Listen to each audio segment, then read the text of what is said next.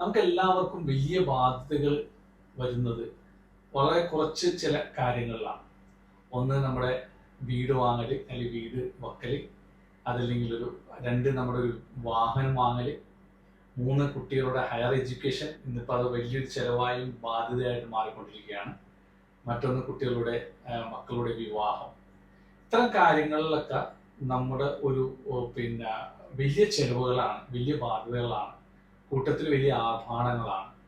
അപ്പോൾ നമ്മുടെ ആവശ്യങ്ങൾ നോക്കിയിട്ടല്ല ഇത്തരം കാര്യങ്ങളിലൊക്കെ നമ്മൾ പണം ചെലവാക്കുന്നത് അല്ലെങ്കിൽ സ്വപ്നം കാണുന്നത്. അപ്പം അത്തരം കാര്യങ്ങളിലൊക്കെ മാക്സിമം കടവും ലോണും ഒഴിവാക്കാൻ പറ്റുന്ന രീതിയിൽ അത്തരം കാര്യങ്ങളിലൊക്കെ ഒരു മിതത്വം കൊണ്ടുവരാൻ ശ്രമിച്ചാൽ തീർച്ചയായിട്ടും നിങ്ങളുടെ ജീവിതം വളരെ സമാധാനപൂർവ്വമായിരിക്കും എന്നുള്ളതിൽ യാതൊരു സംശയമില്ല. കാരണം പൊതുവെ ബഹുഭൂരിപക്ഷം ആളുകളുടെയും ജീവിതത്തെ പിടിച്ചു കുലുക്കുന്ന കുറച്ച് കാര്യങ്ങളാണ് ഈ 4 കാര്യങ്ങൾ.